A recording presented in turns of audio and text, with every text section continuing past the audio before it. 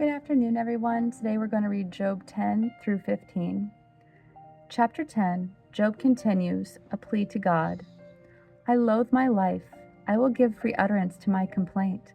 I will speak in the bitterness of my soul. I will say to God, do not condemn me. Let me know why you contend against me. Does it seem good to you to oppress, to despise the work of your hands, and favor the designs of the wicked? Have you eyes of flesh? Do you see as man sees? Are your days as the days of man, or your years as a man's years, that you seek out my iniquity and search for my sin, although you know that I am not guilty, and there is none to deliver out of your hand? Your hands fashioned and made me, and now you have destroyed me altogether. Remember that you have made me like clay, and will you return me to the dust? Did you not pour me out like milk and curdle me like cheese? You clothed me with skin and flesh, and knit me together with bones and sinews. You have granted me life and steadfast love, and your care has preserved my spirit. Yet these things you hid in your heart. I know that this was your purpose. If I sin, you watch me, and do not acquit me of my iniquity. If I am guilty, woe to me. If I am in the right, I cannot lift up my head, for I am filled with disgrace and look on my affliction. And were my head lifted up, you would hunt me like a lion, and again work wonders against me. You renew your witnesses against me, and increase your vexation toward me. You bring fresh troops against me. Why did you bring me out from the womb? Would that I had died before any eye had seen me, and were as though I had not been, carried from the womb to the grave. Are not my days few? Then cease, and leave me alone, that I may find a little cheer before I go, and I shall not return, to the land of darkness and deep shadow, the land of gloom like thick darkness, like deep shadow without any order, where light is as thick darkness. Chapter 11, Zophar speaks, you deserve worse. Then Zophar the Naamathite answered and said, should a multitude of words go unanswered, and a man full of talk be judged right? Should your babble silence men, and when you mock shall no one shame you? For you say my doctrine is pure, and I am clean in God's eyes. But oh, that God would speak and open his lips to you, and that he would tell you the secrets of wisdom.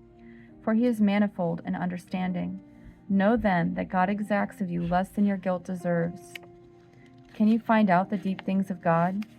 Can you find out the limit of the Almighty? It is higher than heaven. What can you do? Deeper than Sheol. What can you know? Its measure is longer than the earth, and broader than the sea. If he passes through and imprisons and summons the court, who can turn him back? For he knows worthless men. When he sees iniquity, will he not consider it? But a stupid man will get understanding when a wild donkey's colt is born a man.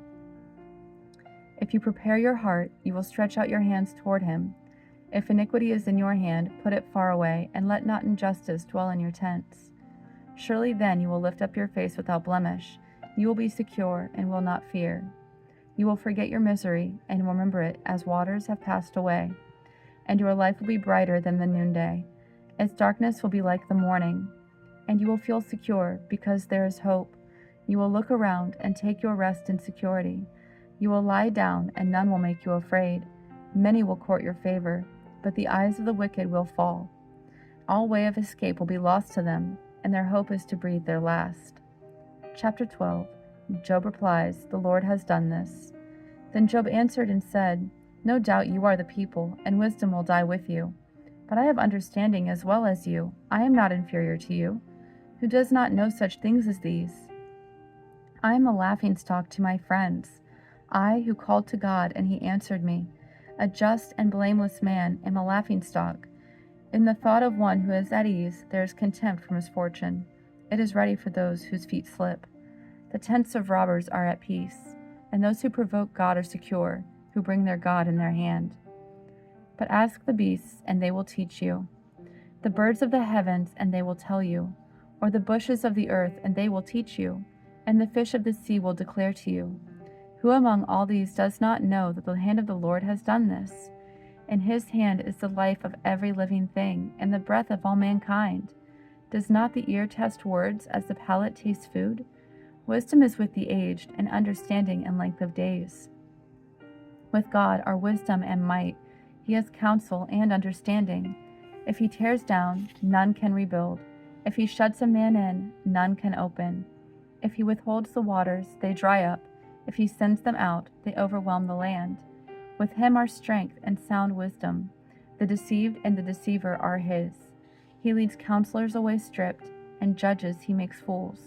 He looses the bonds of kings, and binds a waistcloth on their hips. He leads priests away stripped, and overthrows the mighty. He deprives of speech those who are trusted, and takes away the discernment of the elders. He pours contempt on princes, and loosens the belt of the strong. He uncovers the deeps out of darkness, and brings deep darkness to light. He makes nations great, and he destroys them. He enlarges nations, and leads them away. He takes away understanding from the chiefs of the people of the earth, and makes them wander in a trackless waste. They grope in the dark without light, and he makes them stagger like a drunken man. Chapter 13, Job continues, Still I will hope in God. Behold, my eye has seen all this, my ear has heard and understood it. What you know, I also know. I am not inferior to you. But I would speak to the Almighty, and desire to argue my case with God. As for you, you whitewash with lies. Worthless physicians are you all. Oh, that you would keep silent, and it would be your wisdom. Hear now my argument, and listen to the pleadings of my lips. Will you speak falsely for God, and speak deceitfully for him? Will you show partiality toward him? Will you plead the case for God? Will it be well with you when he searches you out, or can you deceive him as one deceives a man? He will surely rebuke you if in secret you show partiality. Will not his majesty terrify you, and the dread of him fall upon you? Your maxims are proverbs of ashes. Your defenses are defenses of clay. Let me have silence, and I will speak, and let come on me what may. Why should I take my flesh in my teeth, and put my life in my hand? Though he slay me, I will hope in him. Yet I will argue my ways to his face. This will be my salvation, that the godless shall not come before him. Keep listening to my words, and let my declaration be in your ears.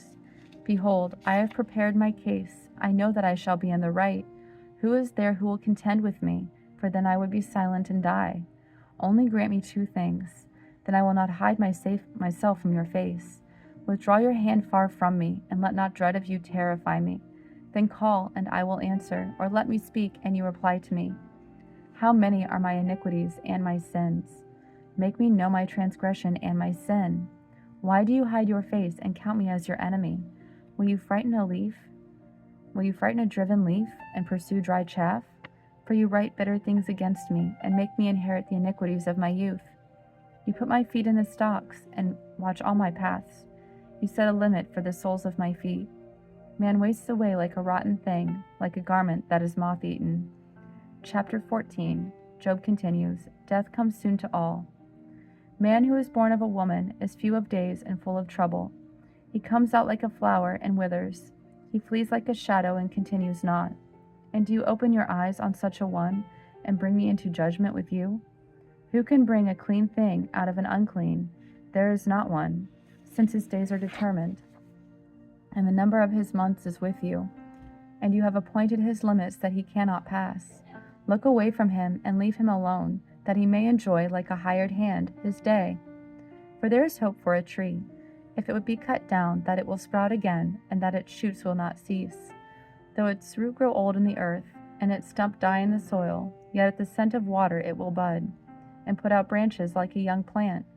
But a man dies and is laid low. Man breathes his last, and where is he? As waters fail from a lake, and a river wastes away and dries up, so a man lies down and rises not again. Till the heavens are no more, he will not awake, or be roused out of his sleep. Oh, that you would hide me in Sheol, that you would conceal me until your wrath be past, that you would appoint me a set time, and remember me. If a man dies, shall he live again? All the days of my service I would wait, till my renewal should come. You would call, and I would answer you. You would long for the work of your hands, for then you would number my steps. You would not keep watch over my sin. My transgression would be sealed up in a bag, and you would cover over my iniquity. But the mountain falls and crumbles away, and the rock is removed from its place. The waters wear away the stones, the torrents wash away the soil of the earth. So you destroy the hope of man.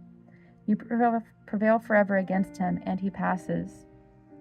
You change his countenance and send him away. His sons come to honor, and he does not know it. They are brought low, and he perceives it not. He feels only the pain of his own body, and he mourns only for himself. Chapter 15. Eliphaz accuses. Job does not fear God. Then Eliphaz the Temanite answered and said, Should a wise man answer with windy knowledge, and fill his belly with the east wind? Should he argue in unprofitable talk, or in words with which he can do no good? But you are doing away with the fear of God, and hindering meditation before God. For your iniquity teaches your mouth, and you choose the tongue of the crafty. Your own mouth condemns you, and not I. Your own lips testify against you. Are you the first man who was born, or were you brought forth before the hills? Have you listened in the counsel of God, and do you limit your wisdom to yourself? What do you know that we do not know? What do you understand that is not clear to us? Both the gray-haired and the aged are among us, older than your father. Are the comforts of God too small for you, or the word that deals gently with you? Why does your heart carry you away, and why do your eyes flash, that you turn your spirit against God, and bring such words out of your mouth? What is man, that he can be pure, or he who is born of a woman, that he can be righteous?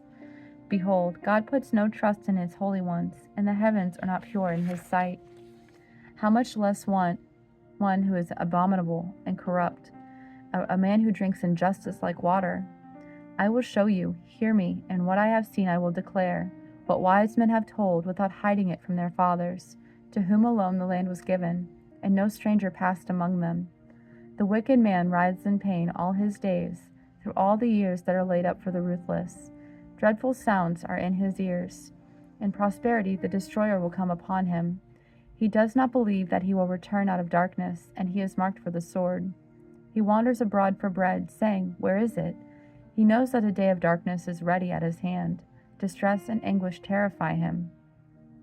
They prevail against him, like a king ready for battle, because he has stretched out his hand against God and defies the Almighty, running stubbornly against him with a thickly bossed shield. Because he has covered his face with his fat, and gathered fat upon his waist, and has lived in desolate cities, in houses that none should inhabit, which were ready to become heaps of ruins.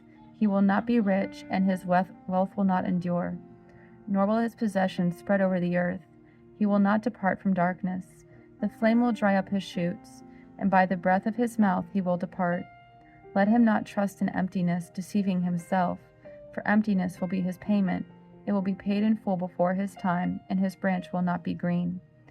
He will shake off his unripe grape like the vine, and cast off his blossom like the olive tree. For the company of the godless is barren, and fire consumes the tents of bribery. They conceive trouble and give birth to evil, and their womb prepares deceit. Thank you for joining me. We'll see you again tomorrow.